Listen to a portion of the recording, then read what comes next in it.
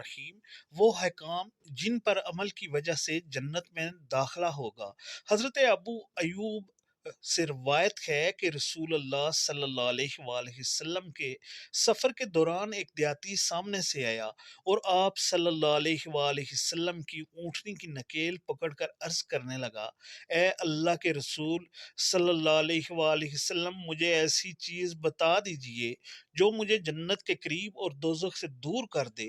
رسول اللہ صلی اللہ علیہ وآلہ وسلم رک گئے اور اپنے صحابہ کی طرف غور سے دیکھ کر فرمایا، اس کو اللہ تعالیٰ کی طرف سے توفیق مل گئی، یا فرمایا ہدایت مل گئی۔ پھر دیہاتی سے فرمایا، تو نے کیا کہا تھا؟ دیہاتی نے دوبارہ وہی عرض کیا۔ رسول اللہ صلی اللہ علیہ وآلہ وسلم نے فرمایا، تو اللہ تعالیٰ کی عبادت کر اور اس کے ساتھ کسی کو شریک نہ کر، نماز پابندی سے پڑھ اور زکوٰۃ ادا کر، اور رشتہ داروں سے میل جول رکھ، پس اب میری اونٹنی چھوڑ دے۔